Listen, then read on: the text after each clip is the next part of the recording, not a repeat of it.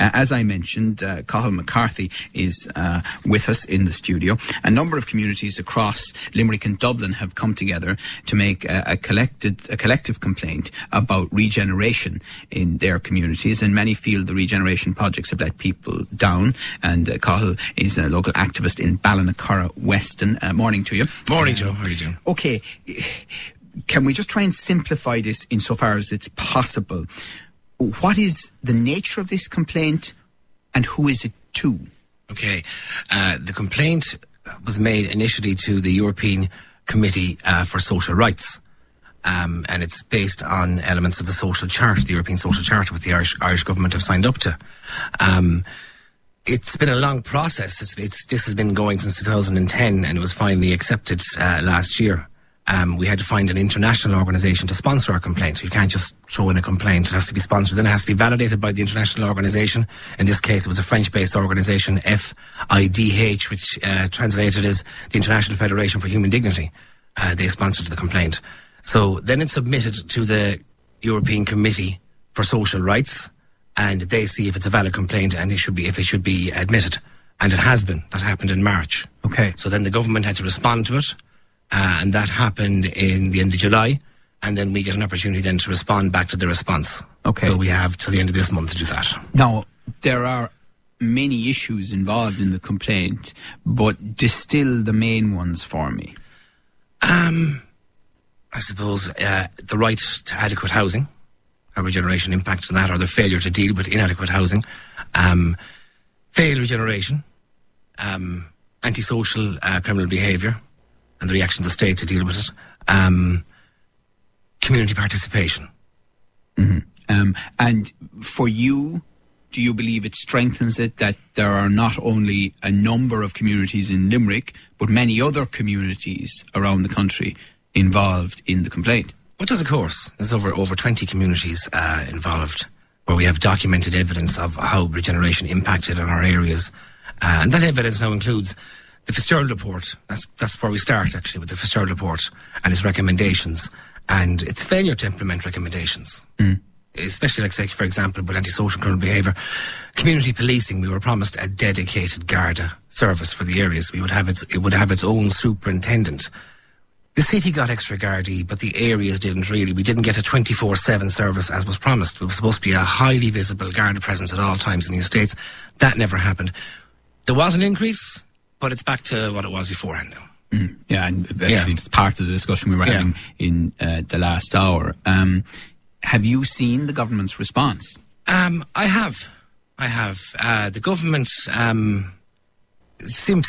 its response seems to be ignoring a lot of our issues, and in some cases seems to be asking, where is the problem? We have a brilliant system here. Everything's working fine.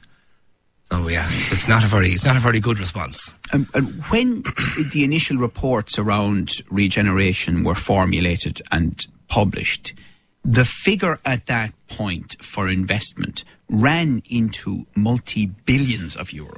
You're talking about the 2008 master plan? Yeah. And that plan itself cost 2.2 million to produce. Yes. And it's sitting on a shelf gathering dust now, as we know. And then, because of various issues, including a massive economic crash, the actual amount that was ultimately dedicated was only a fraction of that.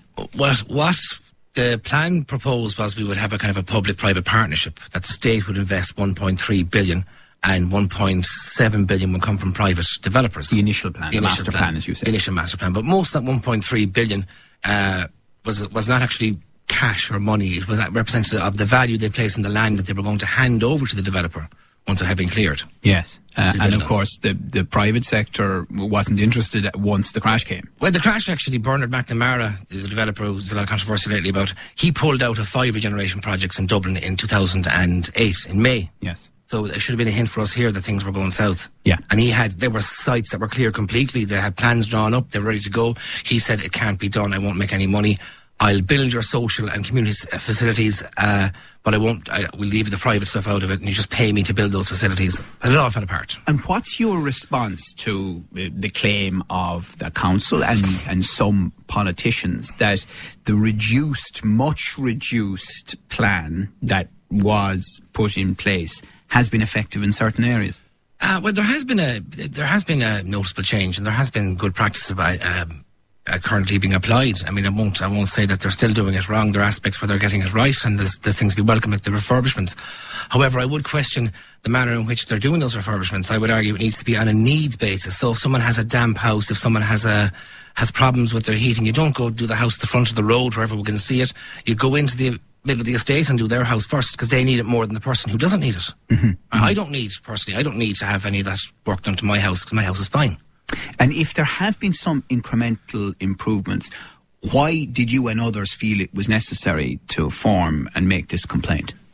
Well, what happened in Limerick, especially with the depopulation of areas, the boarding up of houses, I mean, this is how it happened. The areas deteriorated overnight because they detenanted. And then you had homeowners living next to boarded up houses. You had those houses looted for copper. You had the onset of penetrating damp. You had people running out of their homes, basically. That could happen again. That happened. So what I'm really hoping out of this is that the government would introduce a national framework for regeneration that would dictate to all local authorities the manner in which regeneration should be done. Mm-hmm. It's done differently in every area. I mean, we have examples of best practice in Fatima Mansions. They got praised by the United Nations for their community participation. So we have examples of how to do it right. In Tralee, only 60 miles on the road, when they depopulated the areas, they took people out of their homes block by block, demolished their houses, put them into rented accommodation temporarily, and paid that rent, because it was an inconvenience, paid that rent for them, rebuilt and moved them back in. But that's we have a very different process here. So it's different all over the country, but we need to have a uniform approach that takes into account how it impacts on our human rights. But clearly some of the issues are also common around the country. Oh, they are, of course. They are, of course, yeah. What do you hope will happen next, then? You have to respond to the government's response. Yes. And then? And then the committee will decide whether it needs to go on to the European Court of Human Rights for arbitration. Okay. And let's assume that you win. Mm-hmm. What will the impact be? Well, the impact will be that we'll have the moral authority of the European Court of Human Rights saying that this A, B and C needs to be done. And that the government, it shouldn't be a big deal, because that's what the Dáil is for, legislation. It shouldn't be a huge, big effort to legislate for a national framework for regeneration based on our human rights. Now, just correct me if I'm wrong here, but the European Court of Human Rights is not an EU institution, isn't that right? The European Court of Justice is, yeah, but human rights isn't. No. But the government has signed up to the court. It's signed up to the court. It's also signed up to the Charter. For example, the Social Charter member states were allowed to cherry pick what aspects. For example, France has signed up to the housing aspect. We haven't. So the Irish government is saying, when its response is saying, we're not actually signed up to the housing aspect of it, but we haven't taken the complaint on the housing issue as such. We have taken it on how it impacts on the mental health of the family. Okay. Because that's something that inadequate housing impacts on the mental health of a family and the environment. So if there were a positive finding then, beyond moral obligation, would the government have any legal obligation to introduce legislation or make moves that would have a direct impact on Limerick and how regeneration is done here? Unfortunately, no, it wouldn't. But this is how you try and effect change, by lobbying. So you make something bring it into the public arena for public discussion and debate, and you try and generate public support for that position. Yes. So the demand needs to come from beyond regeneration communities, and needs to come from the wider community. Okay. So if you have people telling the politicians, we need this to be done, it should be done right, we can't have this repeated, it's wrong, then that's how change occurs. But what you would hope is, if there were a positive finding, if it goes to the European Court of Human Rights, that you would be in here and talking to other media and saying, well, look what the court has found. Exactly. And the council and the government simply can't ignore it. Exactly.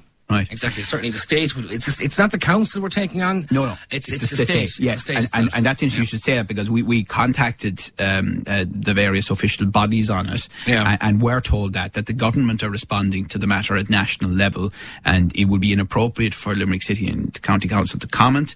They also point out what you've pointed out to us, that the government has already issued a formal response to Europe. Although part of that response, Limerick City and County Council did contribute to it with the Limerick Regeneration Monitoring Report for 2014, which at the time, you might recall, when the new master plan was launched, we were promised we'd have an independent watchdog to oversee it. And they will produce the monitoring reports. But this has been produced in-house, and of course it's saying everything is rosy, everything is great. But, Cathal, and this is probably something that slightly confuses people, as part of the process of amalgamating the two councils, county and city, regeneration was absorbed into the structure in a formal way, wasn't it? I mean, does it even really exist anymore? Well, in July 2012, the functions of the agency, the former regeneration agencies, were formally, the powers were handed over to Limerick City and County Council, formally signed over by the Minister. So the functions of the agency are now the functions of the council. So they're still governed by legislation. Yes. They're still their decisions are still subject to judicial review if needs be. And is there a separate office? There is an office of regeneration, but if you go onto their website, it's very hard to find a direct contact for that office. So it's hard to know to say if it officially exists, but we do have letters from the Office of Regeneration. So there is a separate office, there's separate staff to it. And finally, what's the timescale on this now? We're probably going to take another year before we get a formal answer. Right. It'll take another year. Okay. All right. Well, listen, we'll continue to keep an eye on it because it's very interesting, and if it ended up at the European Court of Human Rights, it would be a fascinating case. Well, like I said, hopefully we'll see legislation coming out of it that will be applied to the whole state, and we'll see best practice absorbed by all local authorities. All right. Very good. Listen, thank you very much for joining us. Thank you, Joe. That's Cathal McCarthy there, who's a local activist based in Ballinacurra West, and on that complex but interesting case.